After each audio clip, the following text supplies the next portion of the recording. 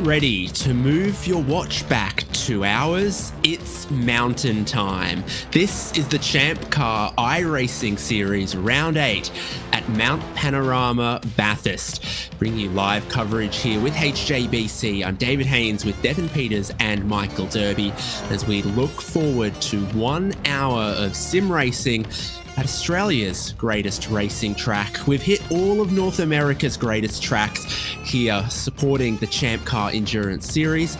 So it's time to give the mountain a go. So much history around this place. It's a formidable, challenging racetrack.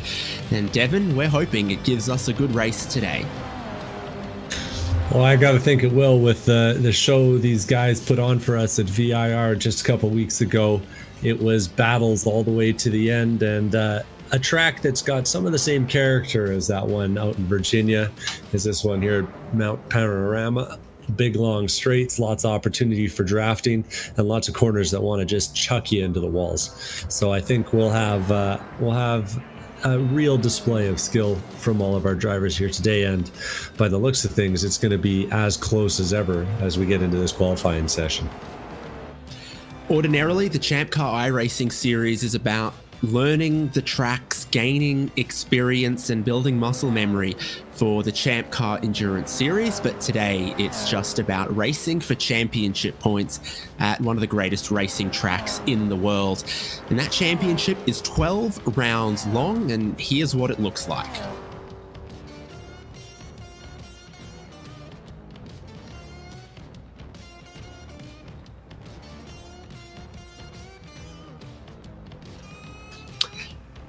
So we've been going to all of the greatest racetracks of North America, and in support of the ChampCar Endurance Series, tracks like Road Atlanta, Daytona, Watkins Glen, Sebring, Lime Rock Park, and VIR, to find ourselves here at Round 8 at Mount Panorama, Bathurst. And then it's Mid-Ohio, the Adelaide Street Circuit, Road America, and Circuit of the Americas to crown our champion there, September 23rd. And Devin, we've pointed out the reasons that we're racing. It's to get to know our fellow racers. It's to learn these tracks, but it's also with some great prizes on offer thanks to ChampCar Endurance Series. Yeah, absolutely. The Sprint Series is really kind of following the ethos of the ChampCar Real World Series. It's the simplest path to real world racing. So if you manage to win the ChampCar iRacing Sprint Series, you'll be 2,000 champ bucks richer. 2,000 champ bucks that you can apply to go and race in any real world ChampCar event, as well as if you're not so fast, you can just show up and win some prizes. And so we've got three 250 champ buck draws for drivers who show up for 4 consecutive rounds in the spring, summer, or fall mini seasons. And then, of course, after that September 23rd final round wraps up, for the Sprint Series, we'll have our Endurance Championship kicking off in the winter here, and we'll have even more prizes available. Altogether, ChampCar has nearly $3,750 worth of prizes available to drivers who want to take their virtual skills to the real racetrack. And at the end of today's race, it will be 4 races completed in the summer, and we will be spinning the wheel to randomly decide one of the 250 Champ Buck prizes. There's some names that are very familiar to us on that wheel because, again, they've been doing the 4 races in a row. It will be one of these drivers at the end of the race. We'll be spinning the wheel, so stick around for that one after the podium as we see who takes home a randomly drawn ChampCar iRacing Series prize. So to the track then.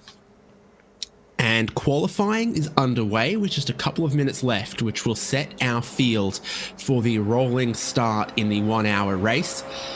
And it's a pilgrimage. Everyone has come to the mountain. 36 Toyota GR86 race cars out there.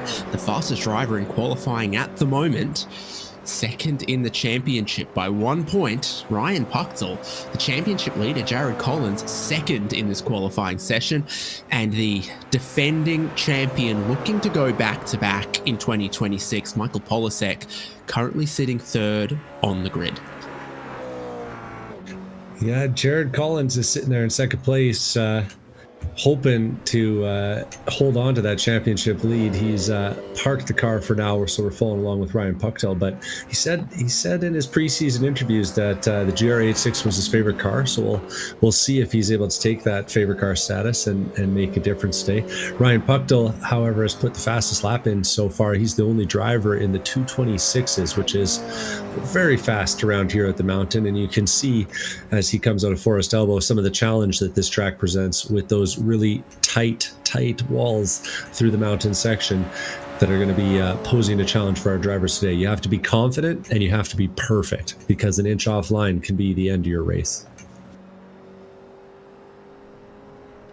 Now, the weather today is absolutely perfect, as it is every day in Australia. Partly cloudy, beautiful morning, sun is out at the moment, and that's make sure you wear your big hat and stay in the shade kind of weather. Just a couple of seconds left in this session, and Ryan Puchtel is going to cross the line. He's looking to improve on a 226.98, and he puts down a 227.2, so it is no improvement, but there is consistency and repeatability from Ryan Puchtel there. Something that he'll hope to be showing in the race. Jared Collins, as we've seen, on pit lane, no chance to improve. Ryan Puchtel won't either. Michael Polasek is out on track. There he is, going underneath the bridge towards the final corner. The Motor Racing Museum is on the outside of the track there. The pit lane is on the left. The walls get very close. This is a street circuit, and for Michael Polasek, it's a personal best, but it's no improvement in the standings. Got the Salins Mobile making its way across the line, one of our regulars there. And as the drivers come around on this final lap, I think a few of them are just trying to get a little bit extra time behind the wheel of what is a pretty intimidating track if you've never had the chance to try it out in the simulator or watch some of the amazing events that go on here, whether it's Bathurst 1000 or the 12 hours at Bathurst. What's the official title on that one, Haynes? You'd have to help me out. I'd say the Maguire's Bathurst 12 hour. There you go. So GT3 cars or super V8 supercars being piloted around this place.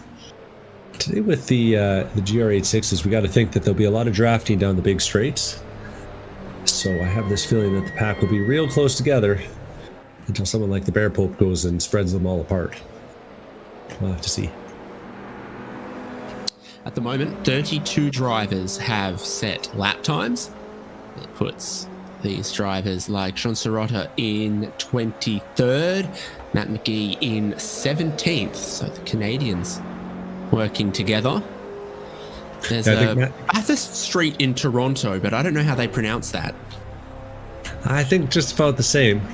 Maybe upside down relative to how you're used to hearing it. But Matt McGee, I think, was getting a little bit of help from Serrata there, trying to get a fast one in, because he was competing with Kevin Glass for fastest Canadian in the qualifying session. Kevin Glass with 16th place. Means that Matt McGee now has to write his car off, I think. I think that's how that goes. Historically, I think the fastest Canadian at this track was probably Alan Moffat.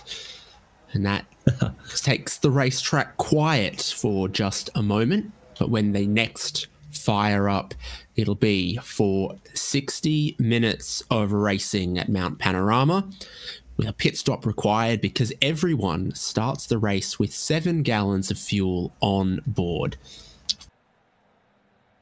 That's going to necessitate that they take a pit stop, but at a time of their choosing. Could be very early in the race, could be somewhere closer to halfway, could be some drivers that attempt to save their fuel and take a pit stop towards the later end of the lap. 60 kilometers an hour is the normal speed limit around these public roads. You can take that sign down for the next 60 minutes, though, because they are going to be flying down Conrod Straight, up Mountain Straight, and over the top of the mountain. I can hear the kookaburras in the trees. The fans are ready, and we're about to get to the grid. Any word on the kangaroo forecast for today, David? I've had a word with them. They're all going to stay back behind the safety fences. Good to hear, good to hear. Or we'll turn them into dog food. As I say, one of the few things not simulated in the iRacing world.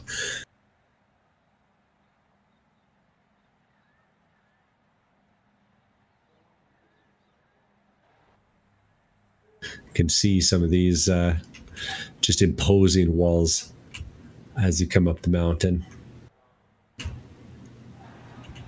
And we wait for the competitors to start gridding. So this is how they are going to start, but we'll see how they're going to finish. Ryan Puchtel on pole position from Jared Collins. Michael Polasek with a string of wins in a row starts from third. Michael Chase in fourth. Caden Parks-Miller fifth on the grid with Ryan Carwile in sixth. There's Jack Stodola seventh, David Martin eighth, Alex Harrison ninth, and Lee Martin in 10th.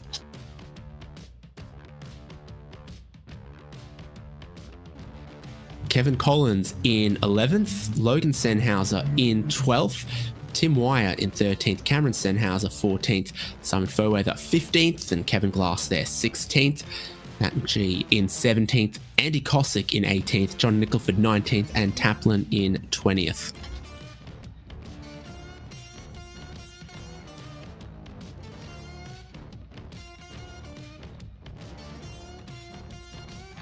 First on the grid is Bowie Sewan, Ian Giebler in 22nd, there's John Sirota in 23rd, Orlando Herald 24th, Nick Love 25th, Ross Dudridge in 26th, Will Warren in 27th, James Helbling in 28th, Steve Hemetz in 29th, and Bill Salen 30th.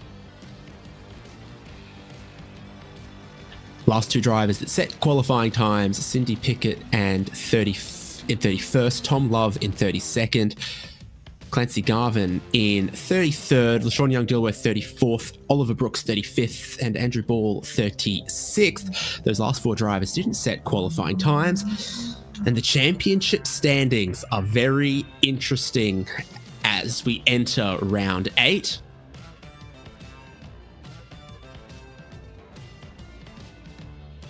Because Jared Collins leads by just 1 point from Ryan Puchtel. Ryan Carwile, I've got those names the wrong way around perhaps, or if I got the points wrong. No, that sounds right. Ryan Carwile in third with Polasek. 4 wins in a row in 4th place there. The green flag waves at Mount Panorama. 60 minutes begins and Ryan Puchtel heads down towards turn 1 in the lead of the race. Through Hell Corner and then up Mountain Straight. He leads Jared Collins and Michael Polasek. They go single file in the top 5, battling side by side there behind.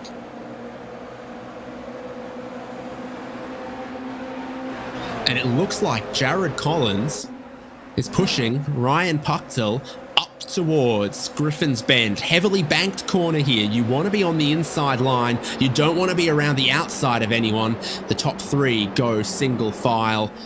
Kevin Glass alongside Tim Wire as they continue to climb the mountain up towards the tight and blind cutting corner.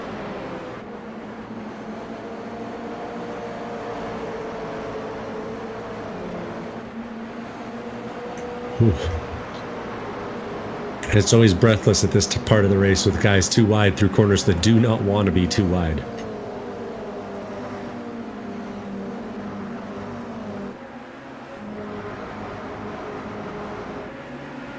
So far the drivers are doing a good job of keeping it clean though today.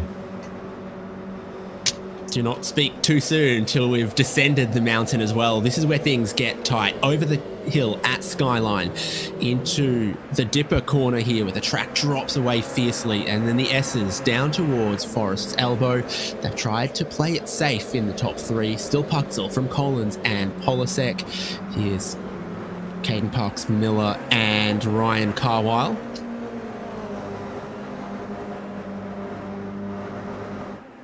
And this is the fastest straight on the whole track.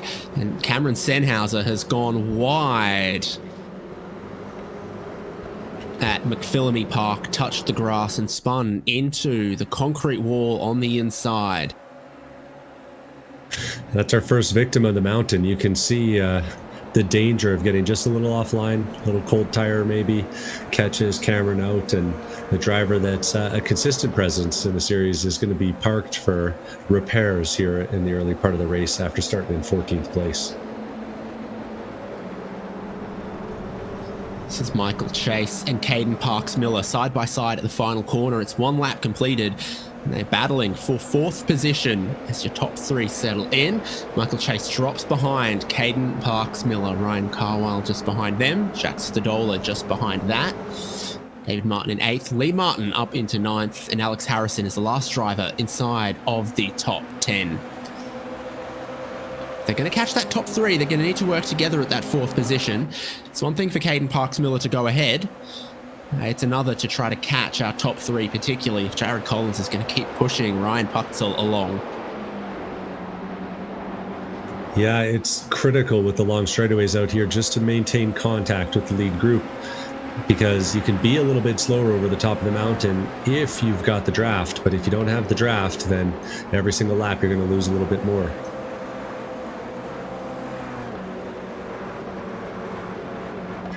Certainly seems like Parks Miller's been quick going through the cutting there, and then you can get to full throttle and almost keep it through this section here. You've got to get so close to the walls though to be quick, and that is a risky thing to do every single lap for 60 minutes in a row. He also rides just a little bit of that curb at McPhillamy Park on the exit, where a bit of gravel's been brought back onto the track after lap 1. So the circuit has gotten a little bit dirty, and heading down the hill, this is where the driver makes the difference at this track. He is looking super quick, like he could close in on that top three before they come out of this corner. He's gone a bit wide, and your exit's so critical. He did every single corner right coming over the mountain until the very last one, and that wide entry into Forest Elbow is going to cost him not tenths but seconds coming down the Conrod straight here. Fastest point on the track, and in a car like this that's a little bit underpowered, it's costing him everything. He's even under threat from Michael Chase behind here. So all of his gains in the corners are undone down the straight. Meanwhile, at the lead there, too wide, Jared Collins has just lost the spot to Michael Polisek into the chase that time by. Oh, and for a moment we've lost our leader. Ryan Puckdahl blinks out of existence. You'll see that happen on iRacing sometimes if there's a little bit of latency. Hopefully it doesn't become a factor in the race today. So Michael Polisek already up another spot to get in behind Ryan Puckdahl. Jared Collins going back to third, but still very much in touch with this leading group.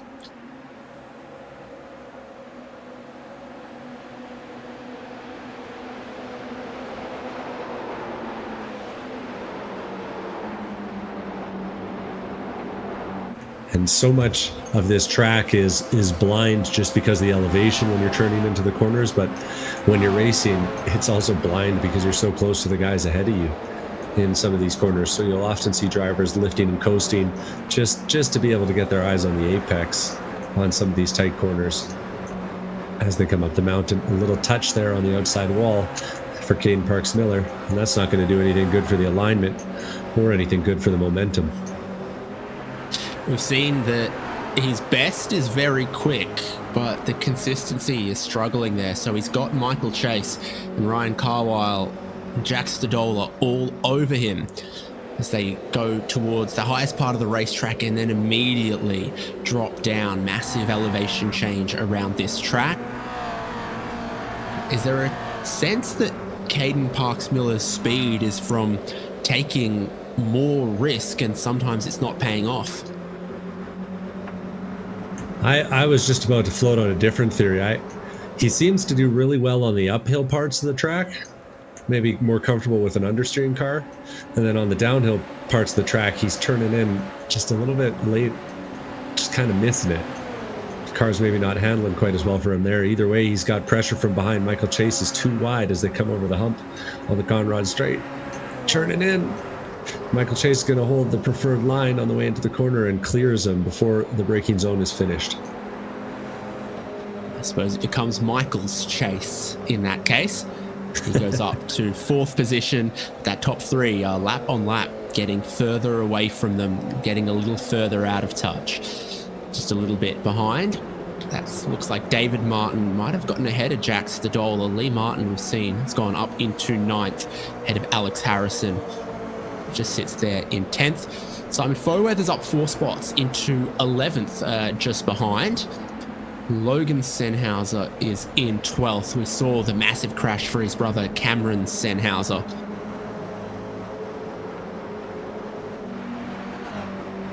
Last round we only had one of the Sennhausers. We're used to seeing the two brothers together, sometimes sandwiching their competition, and when it comes to the Enduro season, sharing a car together. It's Michael Chase's turn to try to lead this group in fourth, but he's gone very wide through cutting, come out of the groove of the camber there.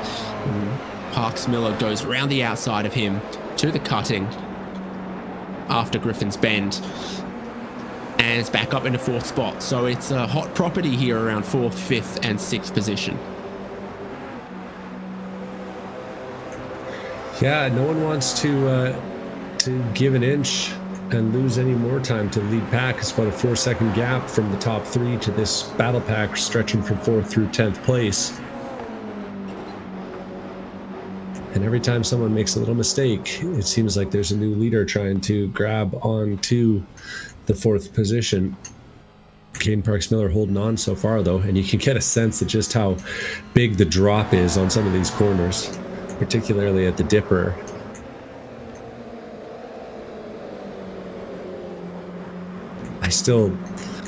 My first exposure to this track, my most memorable exposure to this track was that Darrell Waltrip video where he rides around in the passenger seat. That's worth a look after our broadcast here today, but it is something else around here. It can get positively wild. So Parks-Miller back into fourth. Chase, I think, pushing him. Something that we see happen, particularly at these tracks with really long straights, is just put nose to bumper. Happened a week ago at VIR, and certainly happening again here with the dual straights of Mountain Straight and Conrod Straight. Oh, it's busy. It's busy at the Chase right now. Just catching it. Clancy, who's this? This is James Helbling, who is coming the worst for wear, I think, out of quite a kerfuffle. We'll watch it coming into the Chase this time. And up ahead of him, they're all too wide. And as they get into the Chase, it's going to be a little bit of chaos. Cars bumping and banging off of each other. Let's see. We don't quite get the right angle here. But you can see cars sliding off the track, pushing each other all over the place. It's really hard to make clean passes anywhere on this track, and you're getting some evidence of it here. Clancy Garvin making some moves back in this pack, up 13 positions after starting 33rd place. We're seeing one of them here as a sharp move to the inside is going to take another one headed into the first turn.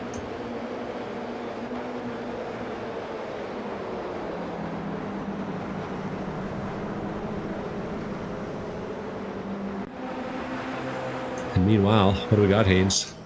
Oh, no. I'd say an issue at the exit of... Oof. Yes, very much an issue there. Corey Bend claims a couple victims. That's, it looks like one of those cars we were just looking at battling in the chase. So things kind of getting stacked up, guys making little mistakes, and very easy to write a car off if you're not careful.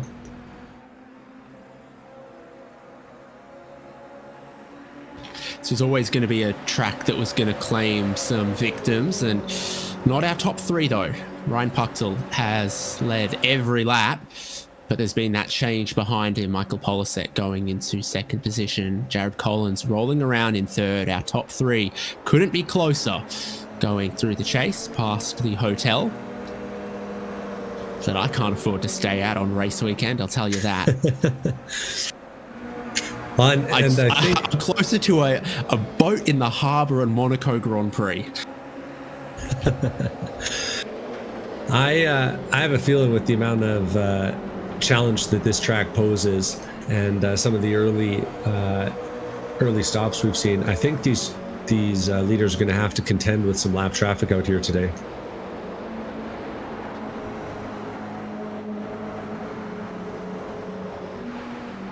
Seeing it stack up a little bit.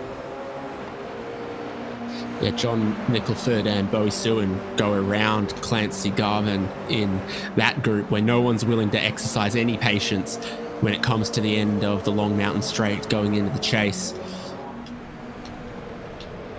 Yeah, it is a track that demands a little bit of decision making in terms of, do I need to pass? Should I pass? Because the overspeed from the draft will always be there. But in a long race like this, sometimes it's better to stay in line, keep pushing. We were watching Bowie Sewin and Clancy Garvin leading this group up towards the first corner on the mountain, Corey Bend.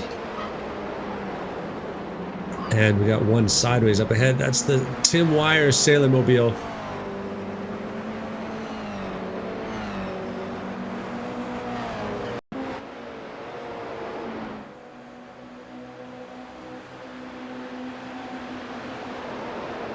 We'll see here. Wire. Kevin Glass is in him all the way through turn 2. And that's Tim's friend Ian Giebler that gets a little bit of the contact on the exit. As he gets going, the next pack comes through. Yeah, I wonder if there was a little bit of latency involved there, because that's not the kind of racing we've come to expect from those two. Either way, car ends up facing the wrong way, and there's not a lot of places to go when you're up on the mountain.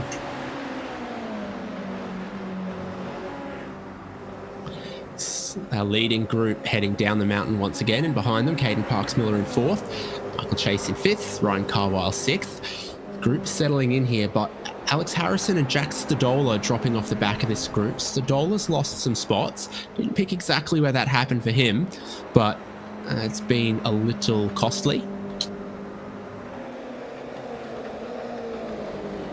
I think just taking some conservative lines over the mountain, as far as I can tell. I haven't seen any major issues from that car.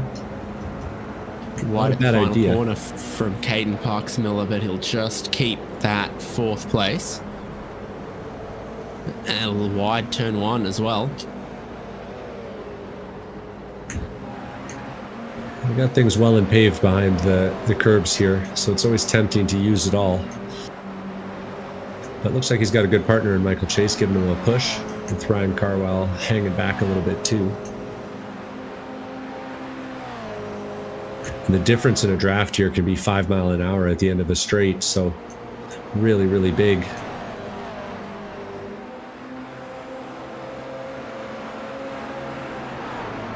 Our leaders are coming up on some lap traffic. I think this is James Helbling up ahead of them. Helbling getting caught up in some of that drama earlier on. And we'll see if they catch him as they're going over the mountain.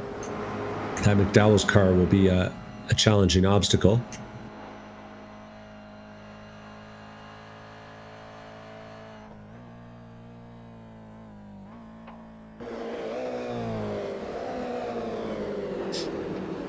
gets a little out of sorts. It feels like a ski slalom heading down the mountain, right to left to right to left, descending, trying to keep everything under control.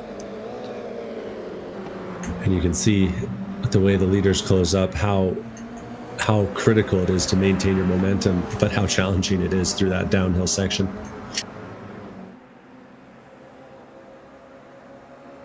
Done some endurance races here, and the focus required here, I think, is pretty singular. There's only a few tracks that demand you just be switched on the way you have to be when you're going over the mountain. But it looks like these three will clear the lap traffic without any problems.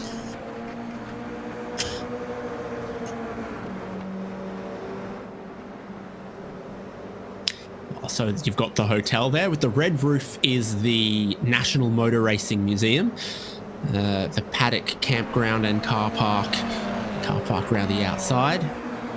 Oh, there's even a billboard there for the museum. Lots of rotating exhibits through there. It's not quite IMS's collection, but it's decent. Is there one of the Godzillas in there? Yes. If you want some turbocharged Nissans, you'll find one or two in the museum.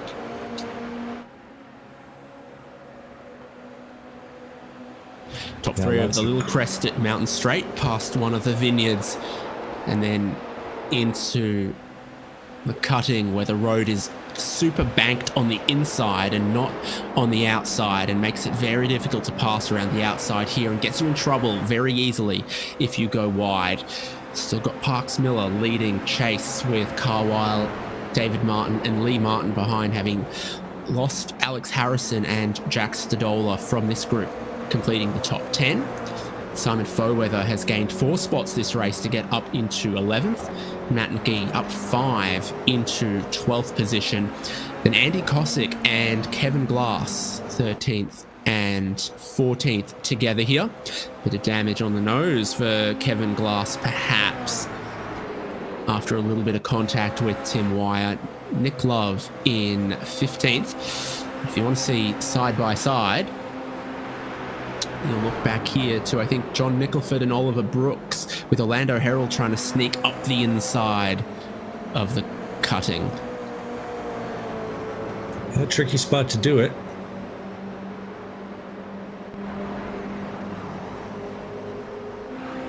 And the cars are just straining at this part of the track because it's so far uphill. Meanwhile, back the leaders, they're running downhill and pushing hard. And I'm getting the impression Polisek's playing the fuel, running in second place. But I'm getting the impression that Jared Collins might be too. The two of them just enjoying the draft they're getting from Ryan Puckdall up front. Even still, the three of them are running laps that are very respectable. Low 227s. Only ones on the track in that kind of pace.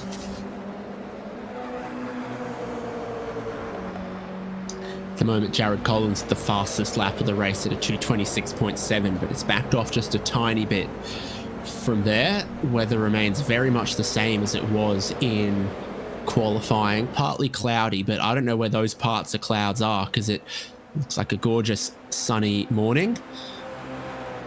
And he passed its campgrounds on the left and private properties on the right. They come up for sale every now and again, and they never seem to get cheaper.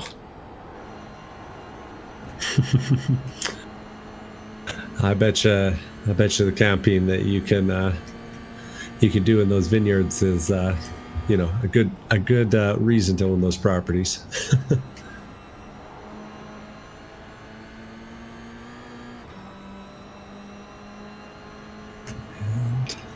I think the strategy is going to be important for determining how this race goes, just like all the strategy that plays out in our ChampCar races.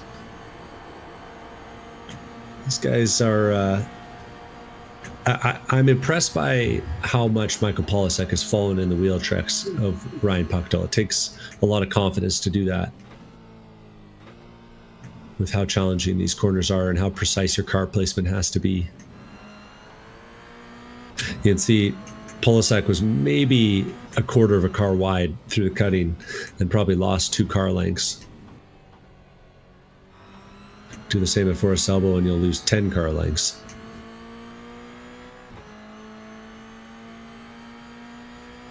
And this is where you begin to really pick up speed. You see how quickly he gets into 5th gear going down the hill compared to going up the hill. And there's a 6th gear. And yep, it's going to get a little bit of use. Now you start to really close quickly. And he just says a little bit of a hello. Or as we say in these parts, Devon. Bonjour. Oh, I think we'd say g'day. But... fair enough, fair enough.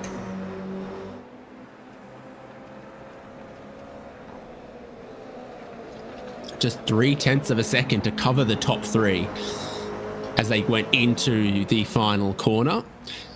Yet to take their pit stops yet. Redundant saying it twice, but still Parks Miller in 4th. Michael Chase, I think, got his namesake corner a tiny bit wrong. He's dropping back here with Ryan Carwile right on his tail.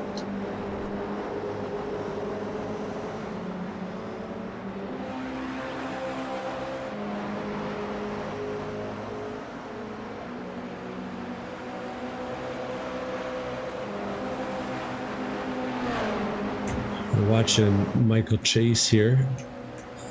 He's pulling off to the left-hand side of the track, having to give back some time, cut the corner earlier in the lap. And you can see here him desperately trying to hold on to the outside line. Tricky to do. He'll give up a spot to Ryan Carwile. And Michael Chase and Lee Martin are lining up behind him.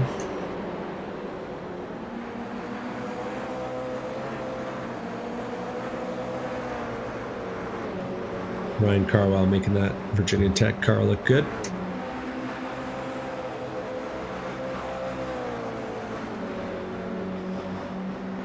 So now Caden Parks Miller's like more than a second ahead.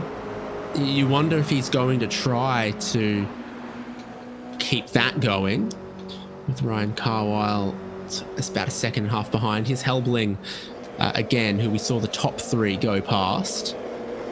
Now Parks Miller will aim to do so. The dipper there and on the exit. Chase right behind Ryan Carwile. Now Both unrelated Martins of David and Lee together. Yeah, that's not what you want them to do when you're catching someone to lap them, is for them to not get out of your way but also make a mistake and slow up. Yeah, you wouldn't mind having a drafting partner there. Luckily, Caden Parks Miller going to get away with it, I think.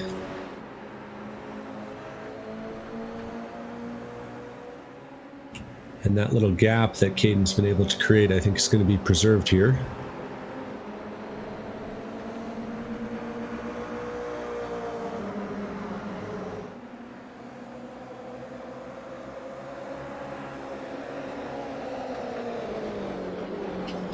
Michael Chase moving around a little bit with David Martin right behind him. Helbling wide at Murray's corner, moves off the racing line and woes up. At the same time, David Martin thought about taking it 3 wide there, trying to get around Michael Chase, but decided not to do it as they were lapping.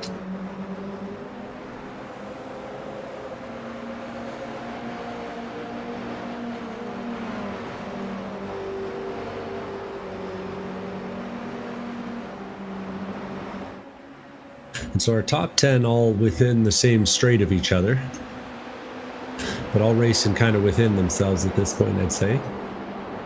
Trying to find that rhythm you got to have around here. Coming up on 25 minutes into the race, you got to start thinking about the strategy you got to have around here too.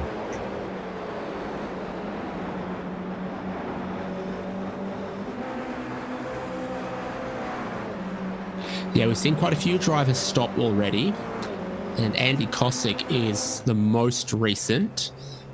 He's just taken some fuel, roll down the lane, and then exit on the inside of turn 1 up Mountain Straight. Yeah, in the ChampCar iRacing series, we give the drivers 1 faster pair each. So early fuel stop can be a strategy call. It can also be a repair call. This wouldn't be too early though. But the risk that you run, as Andy Kosick is demonstrating here, is that you're going to come out in the middle of some traffic. So he's going to have to make some passes here in the next few laps in order to make this early stop pay off. Yep, he's ahead of Ian Giebler, who's already stopped, and behind Cindy Pickett, who hasn't.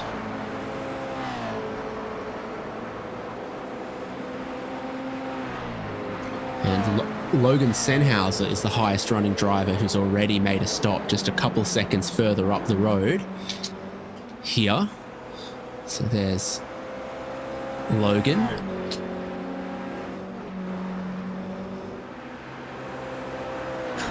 Running in the clear air. And we rejoin our battle pack. This is the likes of Caden Parks Miller. Just holding on to a second lead over Ryan Carwile and Michael Chase. So that lead is coming down a little bit. Some of that you can chalk up to the draft. David Martin and Ryan Carwile being locked up on the straight made up a lot of ground. And now Michael Chase is hoping David Martin will give him the same push, but he doesn't. David Martin looks up the inside as we come into Corey Bend. Hard life around the outside here, as we've mentioned, but you can make it work if the guy on the inside helps you. And there was a little room, but David Martin makes it stick. Carries just a little bit more speed through the apex. That was a nice clean pass. It was just about perfect, using the crown and camber of the road, but now needs to try to catch Ryan Carwile, because Carwile has caught Parks Miller. So that little gap for fourth place has shrunk.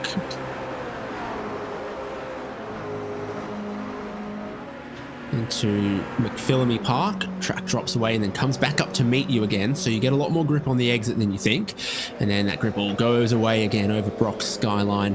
Navigating the S's, got to do a lot of braking while you're turning, while the car's running on downhill to get into the dipper there, the steepest part of the racetrack. You almost get airborne, and then you're braking downhill, trying to take a late apex into Forest's Elbow, and then your exit is so important, and the speed ramps up so quickly running downhill. I kicked a toy car off the top of Brock's Skyline one year, and it ran all the way down to here. Did you run after it?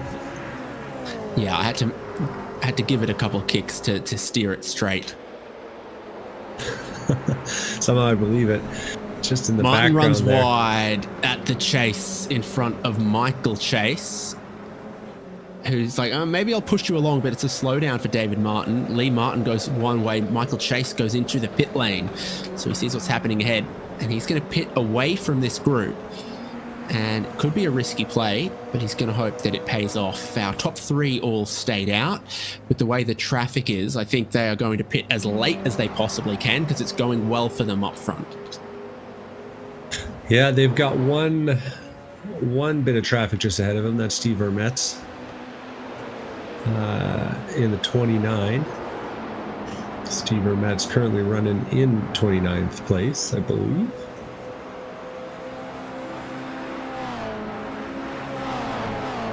Oh, 31st place. I misspoke. Either way, Ryan Puchtel's rapidly approaching. And with the pace differential here, we might actually see a pass on the mountain.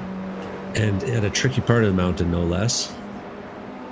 Well, Puchtel's trying to let him know he's coming, but it's, even with the best of intentions, difficult to get out of the way here. This is one of the most permanent racecourse feeling street circuits, but this part begins to feel pretty street circuity. At McPhillamy Park, you apex up against the wall, and then the whole field's going to go to the right over Brock's Skyline. That's about as well as you could hope for that to go for all parties involved. Yeah, good awareness there on the part of Steve Vermetz, paying attention, observing, and respecting the leader's blue flag there. no F1 rules in the Champ Car Series, but those informational blue flags do go out.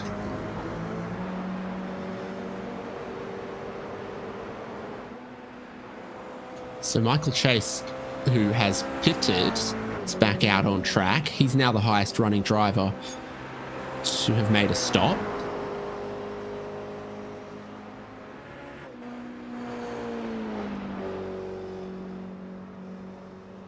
So he's got to go hard and hope that Parks Miller, Carwile, David Martin, Lee Martin hold each other up a little bit.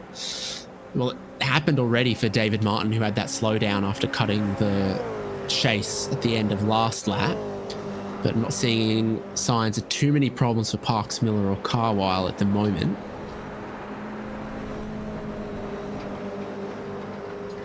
Again, our leaders stay out, and again, all of these drivers do as well. Damned if you do, damned if you don't, because you stay out, there's some traffic. You pit, you'll definitely have traffic. Yeah, I was going to say, if you're doing your finger math well on the front straight, you might be figuring out that a pit stop from about 4th place back is going to put you right in front of Ross Dudridge in 15th place. And the whole gang of guys that we've checked in on a few times. It's let's see if we can get that on the screen. And they're wrecking at the chase. I mentioned them, and we've got Bowie Suin facing the wrong way. We'll see if we can get a replay here. Coming into the chase. And Oliver Brooks rolls a little bit of speed as Ross Dudridge kind of gets out on the grass, and one thing leads to another. A couple cars facing the wrong way. Ross Dudridge is going to take the opportunity to pit. And the pack that I was worried about for those drivers in 4th place might not be a pack anymore. I was going to point at the likes of Clancy Garvin and Oliver Brooks, who are doing pretty well for themselves in those team liveried cars. We're watching the Clancy going over the hill, and now Oliver going over the hill with Orlando Harrell behind. Each of them up 19 and 20 places respectively. So moving quickly through the field here. Doing well by their Odyssey Motorsport team.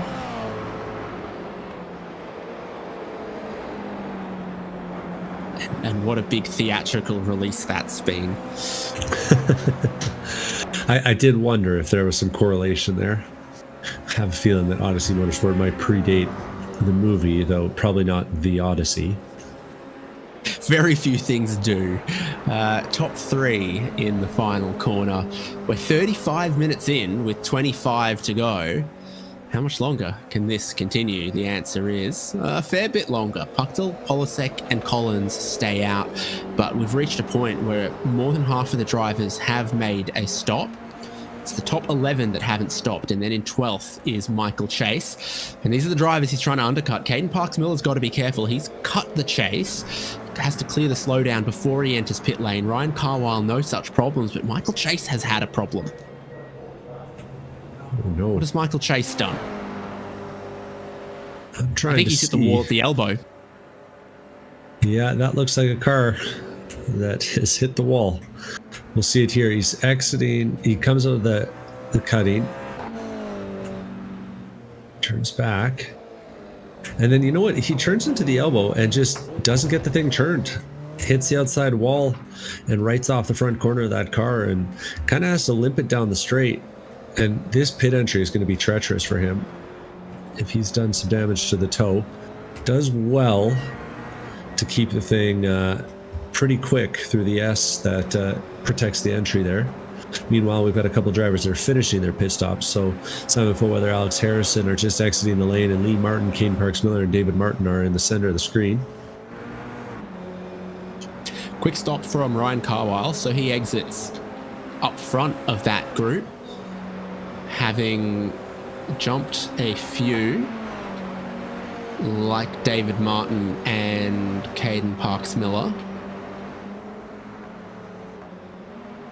Chase, after his second stop, is back out, but his chances of fighting for that 4th position have gone. I dare suspect this points towards getting our top 3 in at the end of this lap. But Puckdell maybe has also found the tracks become a bit dirty at the elbow. And on this lap, Michael Polasek is going to look to go past him down Conrod Straight. It's a buffet for Jared Collins to pick what slipstream he wants, but he wants to push Ryan Puckdell back alongside Michael Polasek, side by side for the race lead through the kink at the chase. It's going to be Puckdell on the inside, braking earlier. Polasek swooping around the outside. Jared Collins trying to swap back underneath, but they'll all know that they're heading for pit lane. Or are they? Puckdell is, but the other two stay out. And I think that's the difference. Puckdell's been punched in that hole in the air for the first half of this race, and so he's got to be starving on fuel a little bit at this point. Meanwhile, Jared Collins and Michael Polasek are going to be able to continue on for at least one more lap. And with how close Polasek was running to Puckdell through the first half of that race, I have to think that he was probably 3/4 throttle at best going over the mountains for half of those laps. Jared Collins 8/10 back, but in the slipstream of Michael Polasek, closing big time heading up the mountain. Ryan Puckdell's getting fuel, and I dare say probably one tyre. Yes, I think so. So he's out and going. One driver who definitely took all 4 for free was Bill Salen and Ross Dudridge. Long stops for them, changing all 4 tyres. That's 20 wheel nuts. Yeah, these GRA6s make you work for the tires even if you don't have to pay for them in the simulator.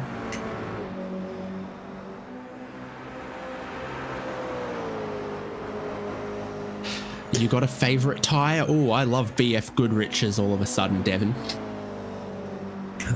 Yeah, I think I'm a pretty big Goodrich fan. So Polasek leading this race for the first time, pushing, trying to create an overcut versus Ryan Puckdell. Jared Collins trying to stay in touch with Polasek for whatever the race looks like and the form that it takes after these pit stops. Everyone except these 2 drivers has now pitted because Orlando Herald and Clancy Garvin come in. So this is going to be the final 2 pit stops that we need to see. Clancy Garvin, another driver who's fallen for the trap of 4 tyres. Yeah, fuel strategy and tire strategy are a big deal here in the ChampCar iRacing series, and if you get that wrong, you're going to pay for it. Clancy Garvin's showing some good pace though today, so he might be able to find his way back up to Orlando Herald.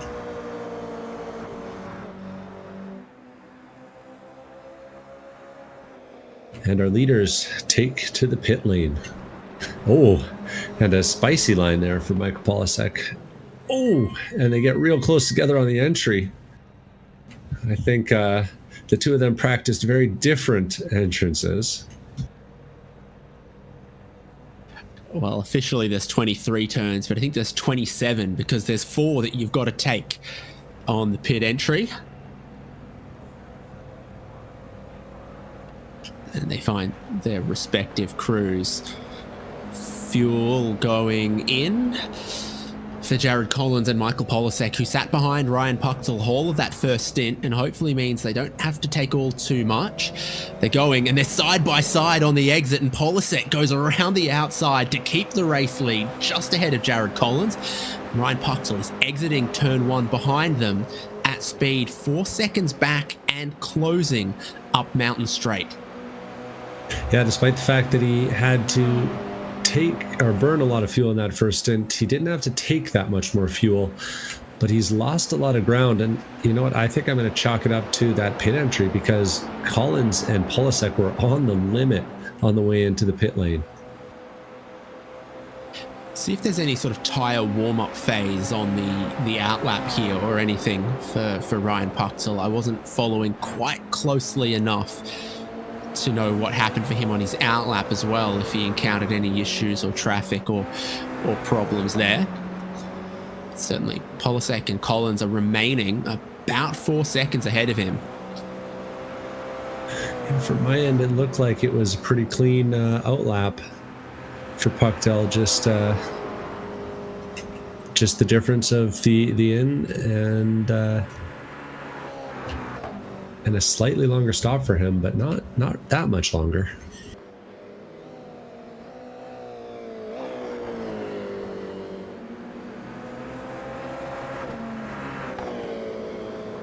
So Polisek's leading, but at no point has he been able to shake Jared Collins.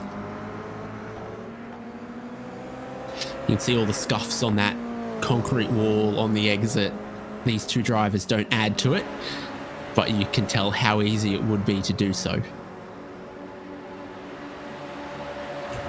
Yeah, when they are pushing down the mountain, there's not a lot of room for error, and it looks like we're going to get about 18 more minutes of them pushing down the mountain here, as they are locked in. And Jared Collins would really like to get a W in this one, because Michael Polisek, since returning to the series, making a late start of it this year, has put up 4 in a row. But you got to think, if you're Collins, it's a good place to be with that draft. I'm getting the wave from my co-commentator. It's 5 in a row for Michael Polisek. Funny how this works. The pit in lap was actually the fastest lap of the race from Jared Collins, because you cut the inside of the final corner. I don't know if that's actually allowed to count as the fastest lap of the race, but it shows you how hard they were pushing on that in lap to build this gap that they have over Ryan Pucktel, and that remains. So Michael Polisek leading still, but not backing up, not backing Jared Collins towards Ryan Pucktel. These two are still going hard. Fair bit of traffic beginning to form in front of them. I think we've got sort of Cindy Pickett and Steve Hermetz and Tom Love.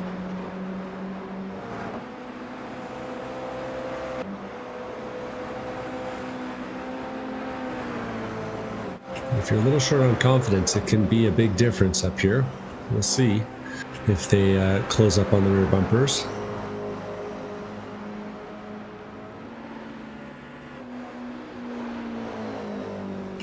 The beauty of racing. It's the reason we don't just do a qualifying session, you know?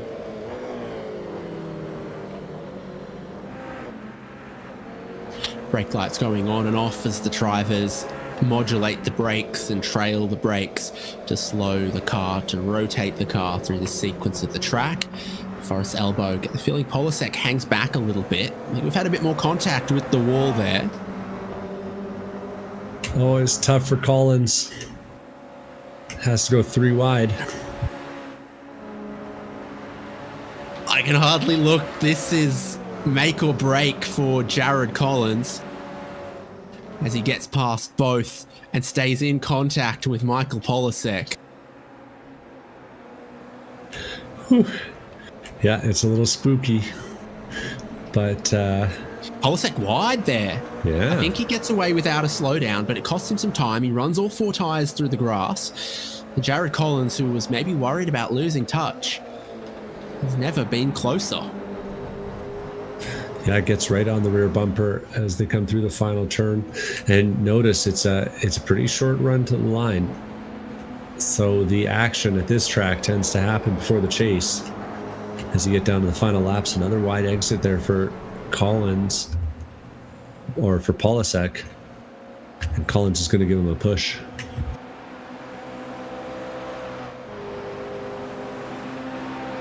Very interesting. They remain 4 seconds ahead of Ryan Pucktel, pitted 1 lap earlier and lost touch with the race lead. He'll probably, almost certainly, still end up with most laps led, Ryan Pucktel. But if there's 1 lap you want to lead, it's the last one. I know this answer. 100 points to you.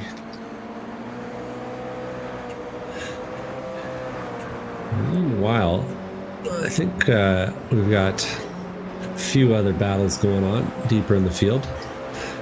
Nick Love in 14th place is holding off the likes of Kevin Glass and Oliver Brooks, coming through the final turn themselves.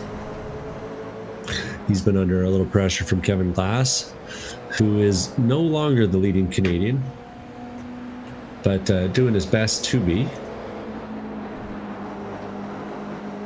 Matt McGee, just a few places up the road, has the honor there.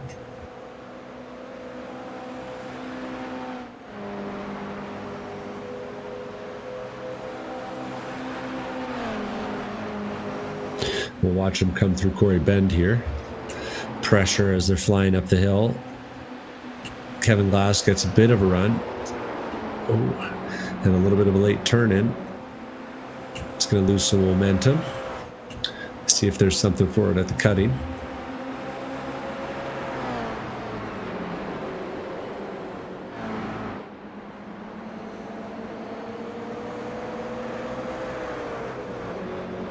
Good group here. Love, Glass, and Brooks.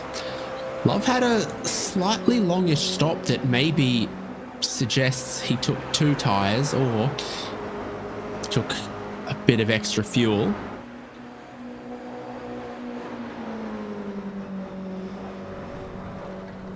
Yeah. Oh, and you see in the background there, that's Oliver Brooks getting a little bit untidy coming over Skyline. Misses the turn into and switch. Down the hill too at the S's and the Dipper. He hits the wall, having run wide at McPhillamy Park and dirtied up those tyres. Right behind him comes Ian Giebler. Yeah, and you can see one mistake compounds into another mistake, and all of a sudden, a little bit of contact, dirty tires, and he's under a lot of pressure now from Ian Giebler. Push and pull of the mountain, you know, something always challenging you no matter where you look. Definitely one of those tracks where you're racing the track and the other drivers.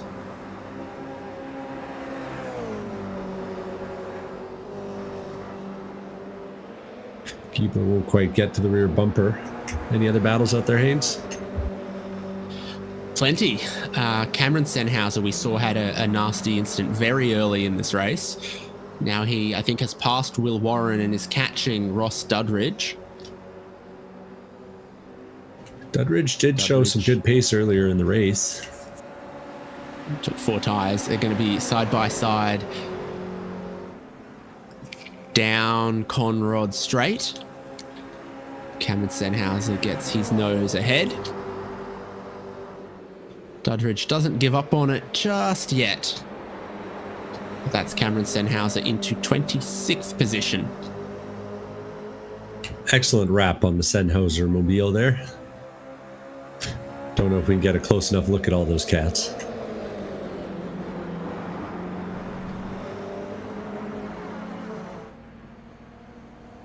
Oh, wow.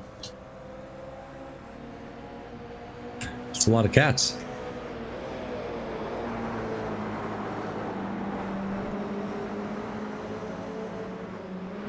So this was one of those groups you were talking about. Bowie Suin and Tim Taplin are just up the road 12 seconds or so, heading into turn 2.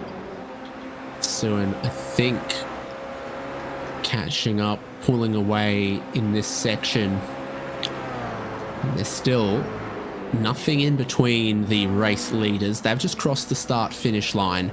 10 minutes, 5 laps to go. And they keep getting further away from Ryan Puchtel. And then Ryan Carwile in 4th, and Caden Parks-Miller here in 5th. David Martin and Lee Martin together again, 6th and 7th. Yeah, some battles all the way through the top 10 by the looks of things. Coming down to the end of this one. And I think Simon Foweather may have gotten around Alex Harrison, whose car looks just a teeny bit damaged. Simon Foweather, noted BMW enthusiast, appears to have a livery that matches the WRT race-winning BMW GT3 from the Bathurst 12-hour, either last year or the year before. Tasteful. Tasteful. This is David Martin on the inside of Caden Parks-Miller, who runs wide, wrong side of the camber, dirty side of the racetrack. Lee Martin with some momentum alongside of him, but around the outside. Lee Martin's done enough laps around here to know how that one was going to end. He'll wait, but David Martin goes up into 5th place. Tough spot to do it on the mountain, but he gets it done. Caden Parks-Miller looks like he wants to get back up into that 4th place he was occupying before the pit stops.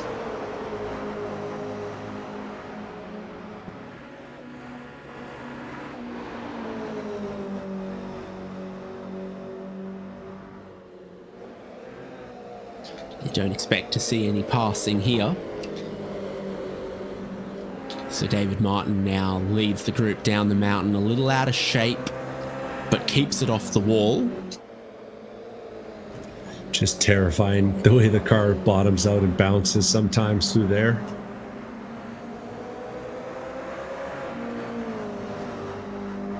It's where all the engineers are making their money around a track like this.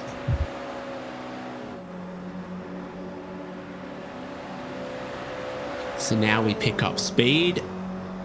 You get up into 6th gear and you close a lot, and there's just a little bump draft from Parks-Miller to David Martin.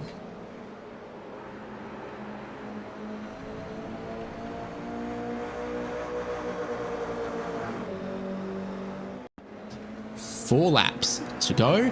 We go to a replay for Simon Foweather. Uh-oh, this is unfortunately not going to end well for him. Into the elbow. A little shallow on the way in. Oh, that's Bill Salen on the exit. That's noted tough. Porsche enthusiast. I think I noted hot dog enthusiast too. Noted Ford Mustang FR 500S enjoyer. That too.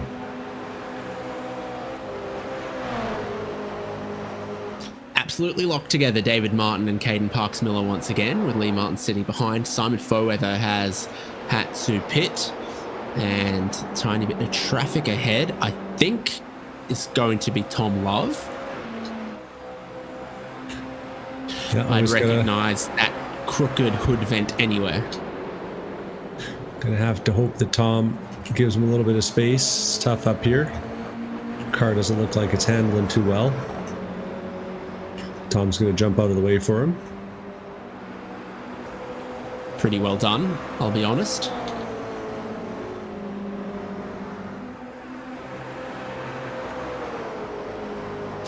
But they stay absolutely locked together here. Highest part of the racetrack.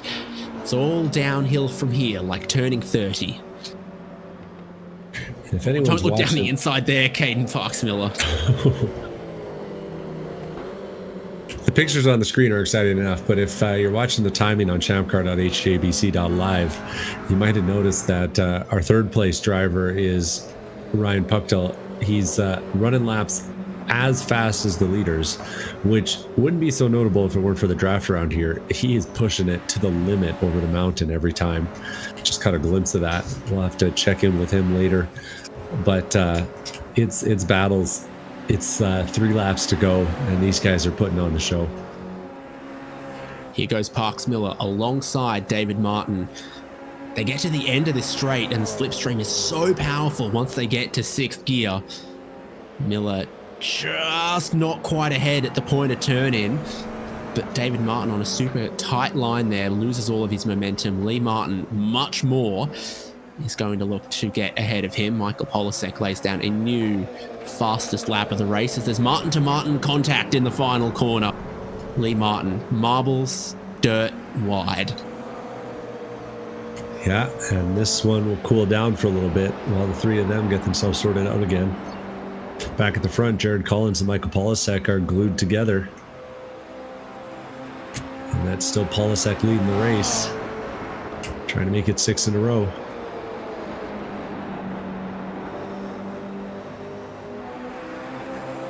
But yet again, Collins is right there. Let's have a look at how hard Puckdell's pushing to stay with them then. We'll honour Devin Peters here. So very wide into Reed and Sulman. And cars like this almost just flat out there. Compression's called metal grate. McPhillamy Park, you can't see half of the corner till you're already turning into it. Now this is the part where you can be incredibly brave or also incredibly stupid. Dipper, tight line there means really getting the inside tires into the air, and you've got to come back to the right to try to break into a straight line. The wall juts out a little bit right at the apex of Forest Elbow there, and he manages to avoid that. And then you go up through the gears, and the slipstream doesn't seem all that powerful in 4th gear or 5th gear, but it's that moment where they get to the little rise in the middle of the straight here, and they shift into 6th. From about here all the way to the braking zone, man, does that slipstream feel powerful.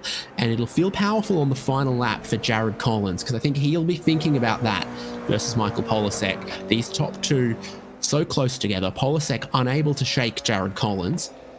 And it's 2 laps to go at the line here.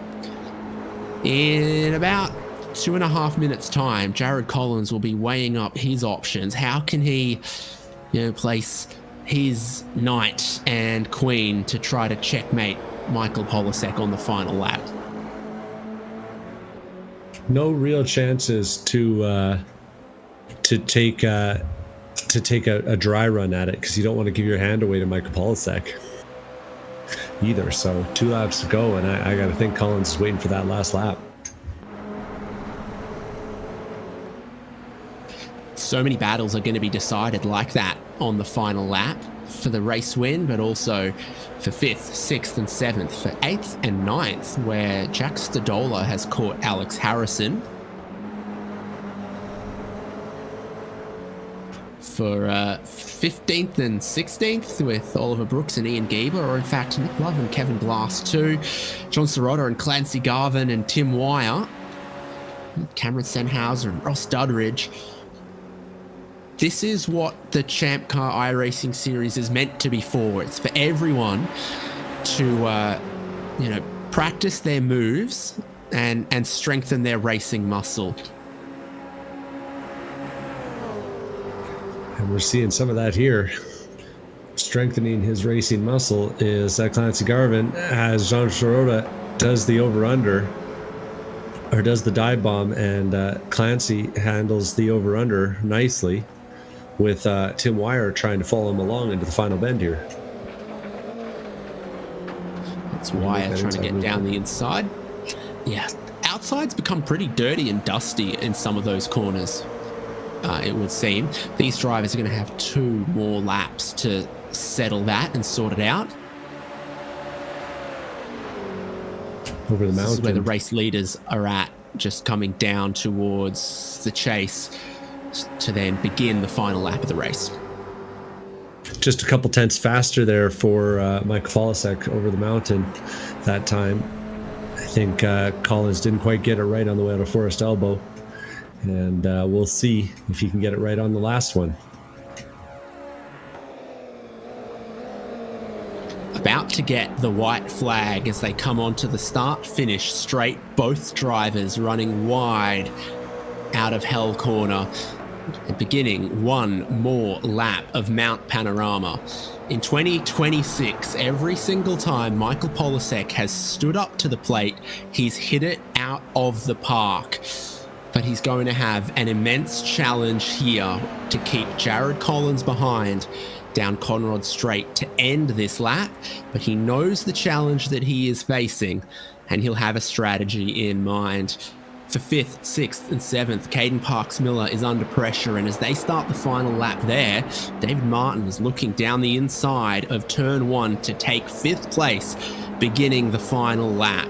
So many battles will be decided down Conrod Straight, but for the lead of the race and for 50 championship points, the defending champion Michael Polasek is out front. The current championship leader, Jared Collins, in second behind Polasek leading. But he's dropping back. He's gone from 1/10 behind to 7/10 behind. I think Collins has either got a fuel issue, or he's had a little bit of an issue, or is he just giving himself a run-up? Oh, it's hard to know. It's hard to know. How do you time it? He's closer now. So Polasek doesn't actually want to be too far ahead at the elbow, if he can help it.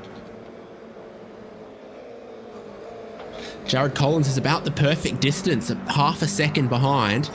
The perfect apex needed. He scuffs the wall, but he doesn't hit it. He doesn't smack it.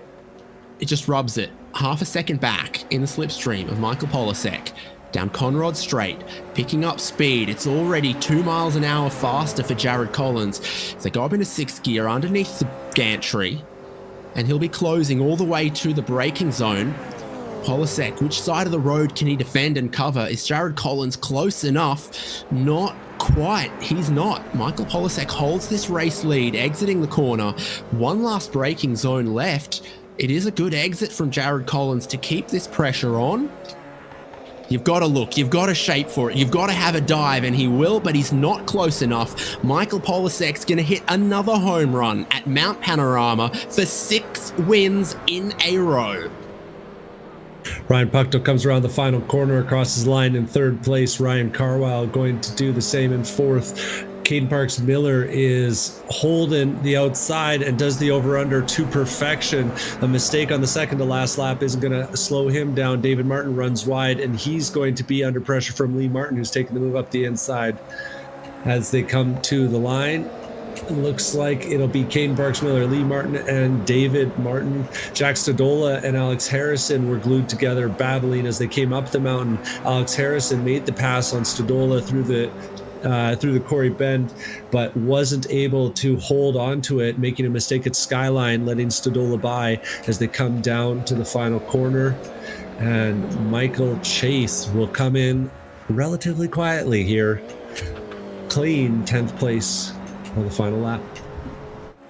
Matt McGee is going to take the honors of... Matt McGee is going to take the honors of first Canadian as he comes around the final corner. Logan Senhauser, 12th. Nicholas Love, Kevin Glass, and Oliver Brooks been battling, and Kevin Glass makes a mistake on the final time through the chase. An easy mistake to make, and Oliver Brooks is going to pounce, securing 21 positions of improvement. After starting in 35th, he's going to finish in 14th place. Impressive stuff from him. Kevin Glass in 15th, Ian Giebler 16th, Andy Kosick in that minty looking mobile crossing in 17th place. Clancy Garvin ran as high as the mid-teens, going to finish in 18th place after a long pit stop. Tim Wire finishing in 19th, wasn't able to make the move in the final few corners. Orlando Harrell, John Sirota are coming around the final bend, and we've got Tim Taplin holding off John Harrell's Nicholson. out of fuel, and so is there's another car. I think it's one of the drivetrainer cars is out of fuel. Yeah, a few of them are out.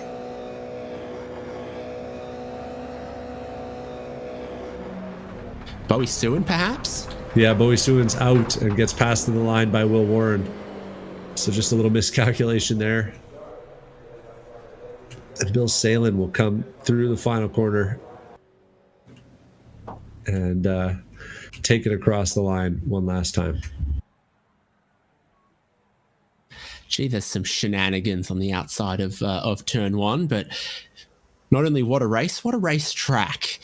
Michael Polasek is unstoppable. 6 wins in a row. He's running out of fuel on his cool down lap, but he had just enough exactly when he needed it. This is the finishing order. Michael Polasek, from Jared Collins, from Ryan Pucktel. How come it's always you 3? It's the same drivers on the podium for, I think, the 5th race in a row now. Ryan Carwile there in 4th, Caden Parks Miller 5th, Lee Martin, David Martin, Jack Stadola, Alex Harrison, and Michael Chase as the top 10. Matt McGee, Logan Senhauser, Nick Love, Oliver Brooks, Kevin Glass, Ian Giebler, Andy Kosick, Clancy Garvin, Tim Wire, and Orlando Harrell coughing and spluttering across the line in our top half of the field.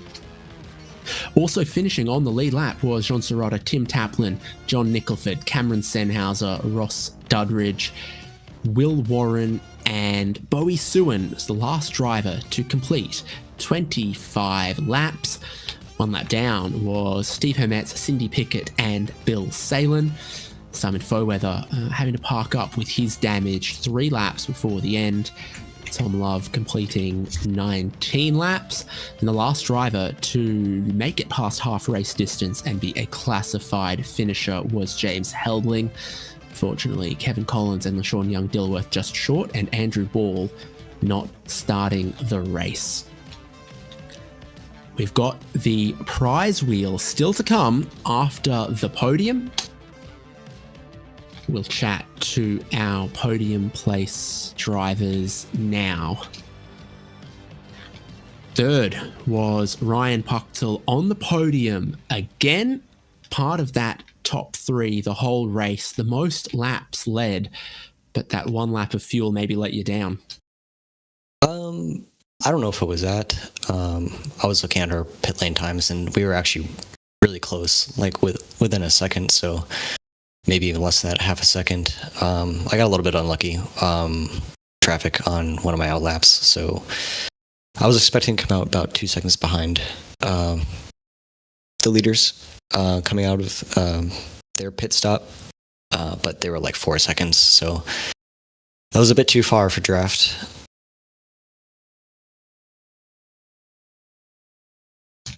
We've got 2 Australian tracks this season. How was the first one? Well, I was never a fan of Bathurst, but it was all right in this car.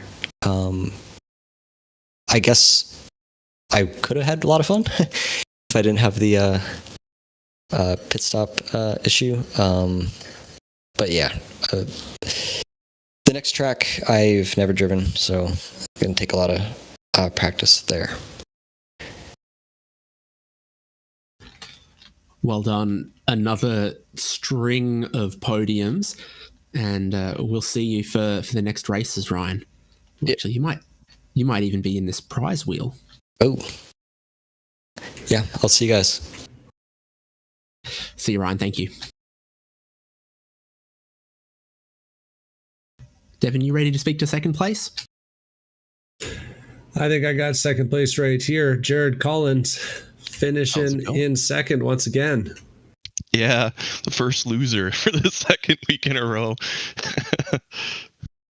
Hey, well, it's an improvement from where you were a few weeks ago, and it feels like you were putting the pressure on Michael Polisek right there till the end, but then on the last couple laps, it seemed like he just managed to gap you. Yeah, I was trying to time up a run and was playing around with, what can I do where, and I didn't quite have the pace out of the downhill section, and through Forest Elbow I was losing, it's probably half a second back coming out of the Forest Elbow every lap, and it was like just far enough where I would get a big run at the end, but not close enough where I could complete the pass. And so I tried to get a little sporty on the first half of the lap, and yeah, just lost a little bit of momentum, dropped back 7/10, and yeah, kind of lost an opportunity there on the last lap to really send it.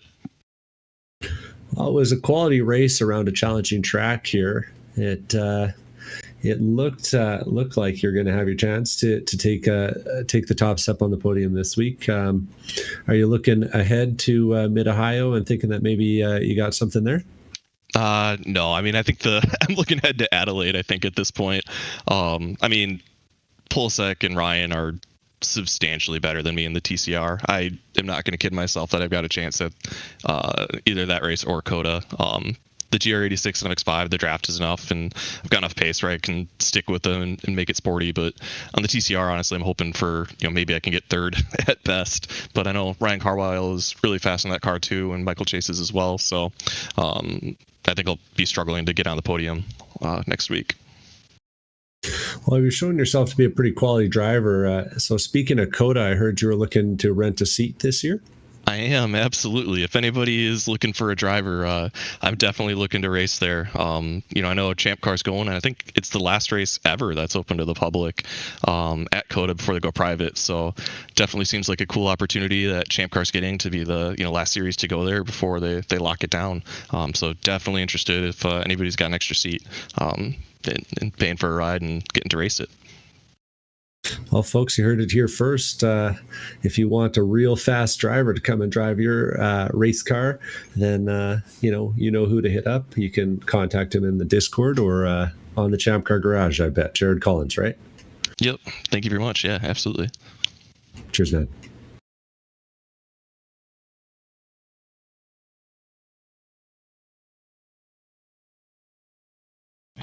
And Michael Polisek joins us. congratulations. Again, another race where you're patient the first half of the race, and then you've got to really stretch your legs in the second. Yep, it just like the IR, it's another race of tactics as to where you want to be on the last lap.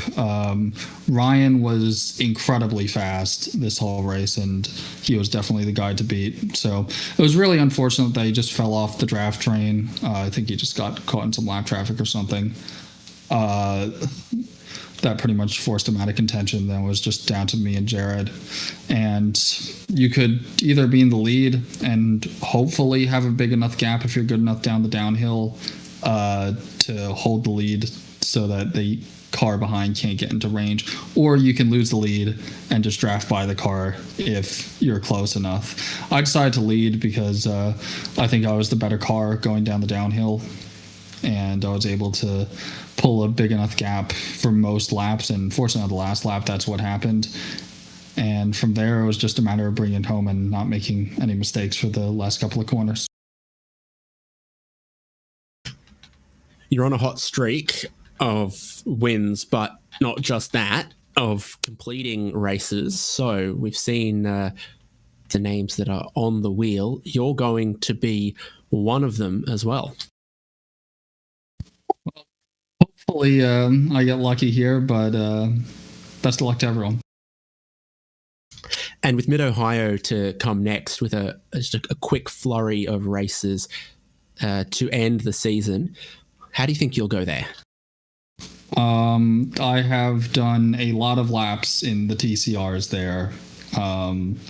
So I'm pretty confident there, but we'll just see what happens. Should be a good race. Congratulations to you once again, a winner at Mount Panorama. I think that entitles you to citizenship here. Thank you very much.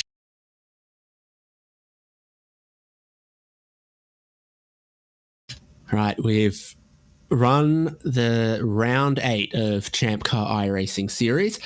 We've spoken to our podium. Now it's time for my handsome assistant, Devin Peters, to spin the wheel. Well, I'm going to reach over there and poke our producer until he clicks the button, and we will see the names start spinning around. We got Michael Polisek, Ryan Puckdell, Jared Collins, Ryan Carwell, David Martin, Tim Wire, Ian Giebler, Lee Martin, Logan Senhauser, Kevin Collins, Alex Harrison, Bowie Sue and John Nicholford, James Helbling, Andrew Cossack, Stephen Ermetz, and Cindy Pickett all on the wheel. Not because they were fast, but because they showed up to rounds 5, 6, 7, and 8. And if you show up to rounds 9, 10, 11, and 12, you could be on the next wheel for your shot at 250 champ bucks. Spin that wheel.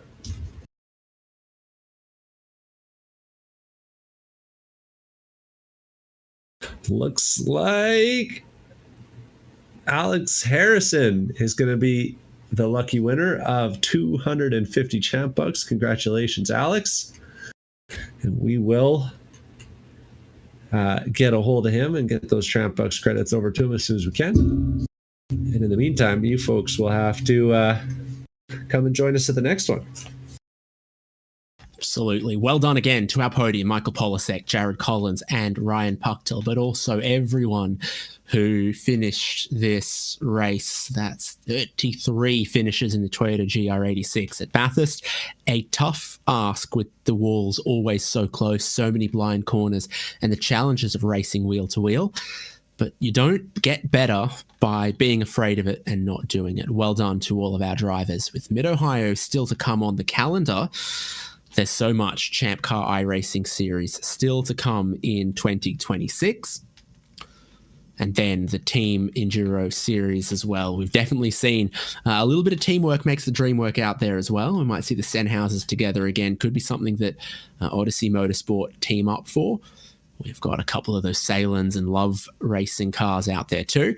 So to finish off the solo driver season in 2 weeks' time, that might be 3 weeks' time, at Mid-Ohio, is it 2 weeks' time? Adelaide Street Circuit, Road America, and Circuit of the Americas still to come for great tracks and for great races, no doubt. I've been David Haynes with Devin Peters and Michael Derby, and we'll see you with live HJBC coverage of every remaining round of the ChampCar iRacing series this year. Head on forum.champcar.org or just onto the ChampCar website.